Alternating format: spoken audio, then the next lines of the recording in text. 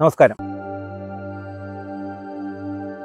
ഞാൻ ഷൈൻ പണിക്കർ. ജ്യോതിഷവുമായി ബന്ധപ്പെട്ട് വരുന്ന ഇന്നത്തെ തർക്കങ്ങളിൽ ഏറ്റവും പ്രധാനപ്പെട്ട ഒന്നാണ് ഈ ജനന സമയം. അപ്പൊ ജനന സമയം നിർണ്ണയിക്കുന്നതിനുള്ള കുറച്ച് വഴികൾ ഞാൻ മുമ്പ് ഒരു വീഡിയോ ചെയ്തിട്ടുണ്ടായിരുന്നു. കുട്ടിയുടെ തല പുറത്ത് കാണുന്ന സമയം, ഭൂമിയിൽ വെക്കുന്ന സമയം, പിന്നെ കുട്ടി ആദ്യമേ കരയുന്ന സമയം, അങ്ങനെ പല സമയങ്ങൾ അടിസ്ഥാനപ്പെടുത്തിയിട്ട് ജനന സമയം രേഖപ്പെടുത്താറുണ്ടെങ്കിലും ഈ ജനന സമയം കൃത്യമായിട്ട് കൊണ്ടുവരുന്ന ആൾക്കാർക്കും ഇതിൽ പരാതി പറയുന്നുണ്ട്. കാരണം എൻ്റെ ജനന സമയം കൃത്യമാണ്, സെക്കൻഡ് സഹിതം കൊണ്ടുവന്നിട്ട് എൻ്റെ ജാതകവും ജീവിതമായിട്ട് ബന്ധമില്ല, എനിക്ക് പറഞ്ഞ സമയങ്ങളിൽ എൻ്റെ വിവാഹം നടന്നിട്ടില്ല, പല കാര്യങ്ങളും ഇങ്ങനെ ഡൗട്ട്ഫുൾ ആയിട്ട് പറയുന്നു. അതിൽ പ്രധാനമായിട്ടും നമ്മൾ ശ്രദ്ധിക്കേണ്ട ഒരു കാര്യം എന്ന് പറഞ്ഞാൽ 3 സമയവിധങ്ങളാണുള്ളത്. 3 സമയവിധങ്ങളിൽ നിന്ന് ജ്യോതിഷവുമായി ബന്ധപ്പെടുന്ന 3 കാര്യങ്ങൾ. അതിൽ ഒന്ന് നമ്മൾ പൊതുവെ ഉപയോഗിക്കുന്ന IST, ഇന്ത്യൻ സ്റ്റാൻഡേർഡ് സമയം. ഈ സമയമാണ് മിക്കവാറും ആൾക്കാർ കൊണ്ടുവരാറുള്ളത്. 11:31 AM ഇതായിരിക്കും പറഞ്ഞു തരുന്നത്. രണ്ടാമത് വേറൊരു സമയമുണ്ട്, പ്രാദേശിക സമയം. ആ ഒരു ഏരിയയിലുള്ള ഒരു പ്രാദേശിക സമയം എന്ന് പറയും, ലോക്കൽ ടൈം എന്ന് പറയുന്നത്. മൂന്നാമത് വരുന്നൊരു സമയമാണ് സൈഡീരിയൽ ടൈം എന്ന് പറയും. അതാണ് നക്ഷത്രാധിഷ്ഠിത സമയം എന്ന് പറയുന്നത്. അപ്പോൾ ഇന്ത്യൻ സ്റ്റാൻഡേർഡ് സമയം അനുസരിച്ചായിരിക്കും നമ്മൾ നോക്കുന്നത്. ഇവർ പറയുന്ന ഇന്ത്യൻ സ്റ്റാൻഡേർഡ് ടൈമിനെ ശരിക്കും ഈ ജ്യോതിഷൻ സൈഡീരിയൽ ടൈമിലാക്കി നോക്കണം. ആ ജോലി ശരിക്കും ജ്യോതിഷനുള്ളതാണ്. അതിനാണ് കണക്കൂട്ടലുകൾ വേണ്ടുന്നത്. ഇപ്പം കുറേ പേരെ ഒരു ദിവസം തന്നെ നോക്കി വിടുന്ന ആൾക്കാർക്ക് അത് പറ്റണമെന്നില്ല. അപ്പോൾ ഒരാളിന് വേണ്ടി കുറച്ച് സമയം എടുത്ത് നോക്കുന്ന ജ്യോതിഷന് ഇതിന് കൃത്യമായിട്ടും സൈഡീരിയൽ ടൈം എന്ന് കണക്കാക്കാം. നക്ഷത്ര അധിഷ്ഠിത സമയം എന്താണ് ഞാൻ നിങ്ങൾക്ക് പറഞ്ഞത്. ഇപ്പൊ സൂര്യ അധിഷ്ഠിത സമയമാണ് നമ്മൾ ഈ നോർമലി പറയുന്നത്. ഇപ്പൊ ഈ സൂര്യ അധിഷ്ഠിത സമയം എന്ന് പറഞ്ഞു കഴിഞ്ഞാൽ ഇന്നിപ്പോ ഈ സമയം ഉച്ചയ്ക്ക് ഇവിടെ ജനിച്ചൊരു കുട്ടി ഭൂമിയുടെ മറ്റേ ഭാഗത്ത് ശരിക്കും അത് അർദ്ധരാത്രിയാണ് അല്ലെ. അതിന്റെ മുകളിലാണെങ്കിൽ സന്ധ്യാസമയമായിരിക്കും. താഴെ ജനിക്കുന്ന അതായത് ഭൂമിയുടെ ആ 2 ധ്രുവങ്ങളിലാണെങ്കിൽ സന്ധ്യാസമയം, അല്ലെങ്കിൽ ഒരു ഇരുട്ടുള്ള ഒരു സമയം. അപ്പോൾ ഒരേ സമയം തന്നെ ജനിക്കുകയും ചെയ്യുന്നു. അത് ഒരു കുട്ടി നട്ടുച്ചയ്ക്ക് ജനിച്ചതായിട്ടും പറയും, മറ്റേ കുട്ടി നട്ടപ്പാതിരാക്കി ജനിച്ചതായിട്ടും പറയും, മറ്റൊരു 2 പേര് സന്ധ്യാസമയങ്ങളിൽ ജനിച്ചതായിട്ടും പറയുന്നു. ഈ സൂര്യനെ അടിസ്ഥാനപ്പെടുത്തിയിട്ട് ഇത് പറയുന്ന സമയങ്ങളിൽ വരുന്ന പ്രധാനപ്പെട്ട ഒരു തെറ്റ് ഇതാണ്. യഥാർത്ഥത്തിൽ അവർ ജനിച്ചിരിക്കുന്നത് ഒരേപോലെയാണ്. ഇപ്പൊ അമേരിക്കയിൽ നിൽക്കുന്ന ഒരാൾ വിളിച്ചു പറഞ്ഞ് ഇന്ന സമയത്ത് ജനിച്ചു എന്ന് പറയുമ്പോൾ ഇവിടെ ഈ സമയത്ത് രാത്രിയിലായിരിക്കും. അപ്പൊ സൂര്യനെ ആയിട്ട് കമ്പയർ ചെയ്യുന്നതിനേക്കാൾ നക്ഷത്ര അധിഷ്ഠിത സമയം അതിൽ വരുന്നൊരു വ്യത്യാസം എന്ന് പറഞ്ഞാൽ, നമ്മളിപ്പോൾ ഇന്ന് സൂര്യനെ കാണുന്നു.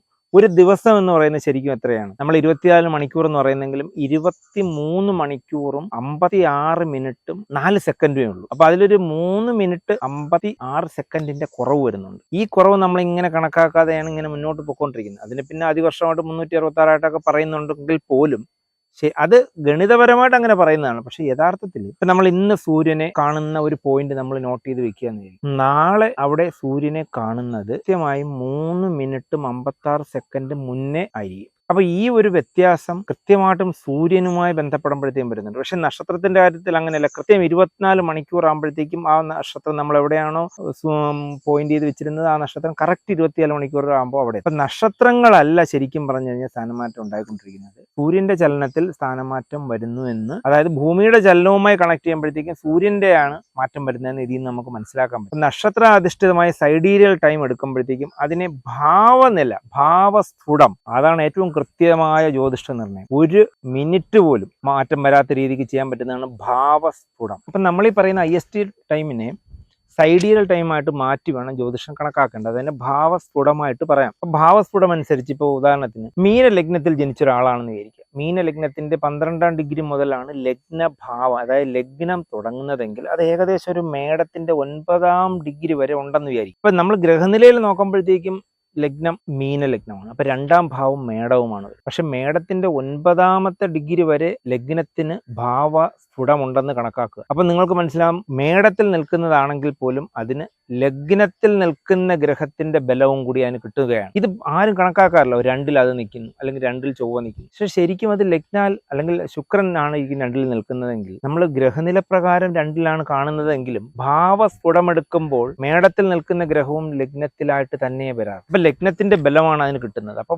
ഭാവസ്ഫുടമാണ് ഏറ്റവും കൃത്യമായിട്ട് കണക്കാക്കേണ്ട ഒരു കാര്യം. ഇതുപോലെ തന്നെയാണ് ഇപ്പോൾ കന്നി ലഗ്നക്കാർക്ക് അവസാന ഘട്ടത്തിലാണ് ലഗ്നം വന്ന് നിൽക്കുന്നതെന്നുണ്ടെങ്കിൽ തുലാം ലഗ്നത്തിലേക്കും കൂടി അവരുടെ ലഗ്നത്തിന് മാറ്റം വരും. അപ്പൊ ലഗ്നാധിപൻ ആരെന്നുള്ള ചോദ്യത്തിന് ബുധനാണോ ശുക്രനാണോ എന്ന് ആദ്യം കണ്ടുപിടിക്കേണ്ടിയിരിക്കും. അപ്പൊ ഇത്രയും കൃത്യതയാണെങ്കിൽ മാത്രമേ നമ്മൾ അവർക്ക് വേണ്ടുന്ന ഒരു രത്നം പോലും പറയാൻ പാടുള്ളൂ. അത്രയും ഭാവസ്ഫുടം കൂടി കണക്കാക്കി മാത്രമേ നമ്മൾ ഈ രത്നം ധരിക്കേണ്ട വിധം പോലും പറയാൻ പാടുള്ളൂ. അപ്പൊ ഇത് കണക്കാക്കാതെയാണ് പലരും, അതായത് ഇപ്പം ഒരു ഗ്രഹനില കാണും, ആ ഗ്രഹനില നോക്കി അങ്ങനെയാണ് അവരെന്ന് പറയുന്നതിന് മുന്നേ നമ്മൾ ആലോചിക്കേണ്ട ഒരു കാര്യം എന്ന് വെച്ചാൽ അതവർ ജനിക്കുന്ന സമയത്തുള്ളതാണ്. രാശികൾ ഏകദേശം സ്ഥിരമായിട്ട് തന്നെ നിൽക്കുന്നതാണ്. പക്ഷേ ആ ഗ്രഹങ്ങൾ ചരിച്ചുകൊണ്ടിരിക്കുന്നതാണ്, അതായത് സഞ്ചരിച്ചു കൊണ്ടിരിക്കുന്നതാണ്. അതിന് പല മാറ്റങ്ങളും ഉണ്ടാകും. ഈ മാറ്റങ്ങളും കൂടി നമ്മൾ കണക്കാക്കി മാത്രമേ ഫലം പറയാൻ പാടുള്ളൂ. ഭാരതീയ ജ്യോതിഷത്തിൽ പറയുന്ന പോലെ നമ്മൾ രാശിക്ക് പ്രാധാന്യം കൊടുത്തായിരിക്കും നമ്മൾ കൂടുതലും ജ്യോതിഷം നോക്കും. ഈ രാശിക്ക് പ്രാധാന്യം കൊടുക്കുന്നതിനേക്കാളും ഭാവത്തിന് പ്രാധാന്യം കൊടുത്ത്, അതായത് ഭാവസ്ഫുടത്തിന് പ്രാധാന്യം കൊടുത്ത് നോക്കിക്കഴിഞ്ഞാൽ കുറച്ചുകൂടി അക്യുറേറ്റ് ആയിട്ട് നമുക്ക് പറയാൻ പറ്റും. അതിന്റെ ഒരു കാരണം, ഇപ്പം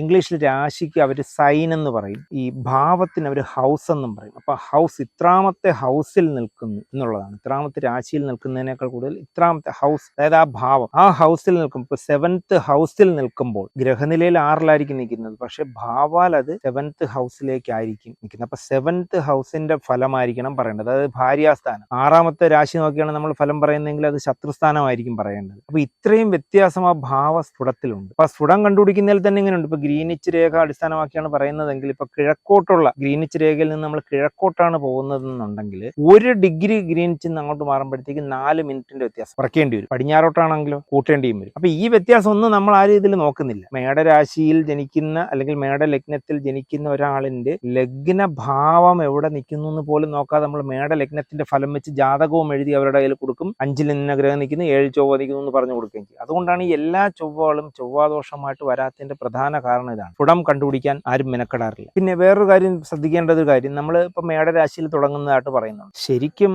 ഈ സൂര്യന്റെ ചൈതന്യം വരുന്നത് ധനുരാശിയിൽ നിന്നുള്ള മൂലം നക്ഷത്രത്തിൽ തുടങ്ങി മറ്റു രാശികളിലേക്ക് വ്യാപിക്കുന്നതായിട്ടാണ് ഒരു ഗ്രന്ഥത്തിൽ ഞാൻ വായിച്ചിട്ടുള്ളത്. അതായത് മൂലം നക്ഷത്രത്തിലാണ്. അതുകൊണ്ടാണ് അതിന് മൂലം നക്ഷത്രം. അടിസ്ഥാനം അവിടെ നിന്നാണ് തുടങ്ങുന്നത്. അപ്പൊ മൂലം നക്ഷത്രത്തിൽ നിന്ന് നോക്കി തുടങ്ങുമ്പോഴത്തേക്കും ഏറ്റവും അവസാനം വരുന്ന നക്ഷത്രം ഏതാണ്? തൃക്കേട്ടയാണ്. കേട്ട, ജ്യേഷ്ഠ എന്ന് നമ്മൾ പറയുന്നു. അതായത് ഏറ്റവും പ്രായം കൂടിയാണ്. ഏറ്റവും അവസാനം വരുന്ന നക്ഷത്രം ഏറ്റവും പ്രായം കൂടിയാണ്. അപ്പൊ ഈ തരത്തിൽ വിവരിക്കുന്ന ഗ്രന്ഥങ്ങളുമുണ്ട്. അപ്പൊ ഇതിനെല്ലാം കൂടെ ക്രോഡീകരിച്ച് വേണം നമ്മൾ ഫലം പറയാനുണ്ട്. ഈ ഫലം പറയുമ്പോഴത്തേക്കും തെറ്റുന്ന കാര്യം ഇതുകൊണ്ടാണ്. കുറച്ച് സമയം എടുത്തിട്ടാണെങ്കിൽ പോലും ഈ കാൽക്കുലേഷനിൽ പറഞ്ഞു കഴിഞ്ഞാൽ നമ്മൾ കുറച്ച് ബുദ്ധിമുട്ടുമായിരിക്കും. പക്ഷെ അതിന്റെ പ്രയോജനം ഈ വന്നിരിക്കുന്നവർക്കുമായിരിക്കും. ഭാവിയിൽ നിങ്ങൾക്ക് ഈ ഇത്രയും എഫർട്ട് എടുക്കുന്ന ഒരു വ്യക്തിക്ക് ആ എഫർട്ടിന്റെ ഫലം തീർച്ചയായിട്ടും ഉണ്ടാവുകയും ചെയ്യും. കാരണം ഒരു ജ്യോതിഷൻ ആണെന്ന് പറയുമ്പോൾ അദ്ദേഹം നല്ലൊരു ഗണിതശാസ്ത്രത്തിൽ വിദഗ്ധനും കൂടെ ആയിരിക്കും. എന്നാൽ മാത്രമേ നമുക്ക് ഈ ഫലം പറയാൻ പറ്റൂ. അപ്പൊ നിങ്ങൾ ശ്രദ്ധിക്കുക, നിങ്ങളുടെ രാശി നോക്കി നിങ്ങളുടെ ഗ്രഹനില അല്ലെങ്കിൽ ജാതകവും എഴുതി വെച്ചിട്ടുണ്ടെങ്കിൽ പൂർണ്ണമായിട്ടും അത് നിങ്ങളുടെ ജീവിതവുമായിട്ട് ബന്ധം ഉണ്ടാകണമെന്നില്ല. ഞാൻ ഈ പറയുന്ന ഈ മൈന്യൂട്ട് 1 മിനിറ്റിൽ പോലും വരുന്ന വ്യത്യാസം, അത്രയും ഡിഗ്രി അളവിൽ നിങ്ങൾ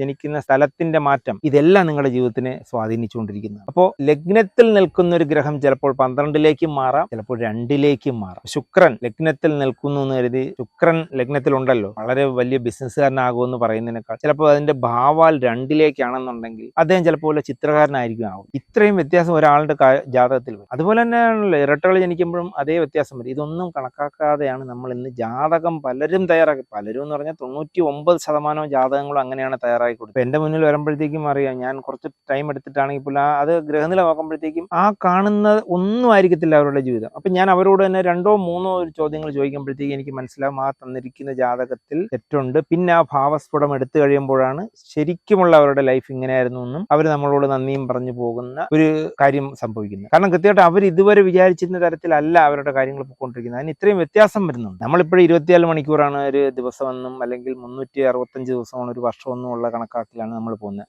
അവിടെയും മിനിറ്റുകളുടെ വ്യത്യാസങ്ങളുണ്ട്. ആ മിനിറ്റുകളുടെ വ്യത്യാസം നമ്മളിൽ ഉണ്ടാക്കുന്ന സ്വാധീനത്തിൽ ഒരുപാട് വ്യത്യാസം വരും.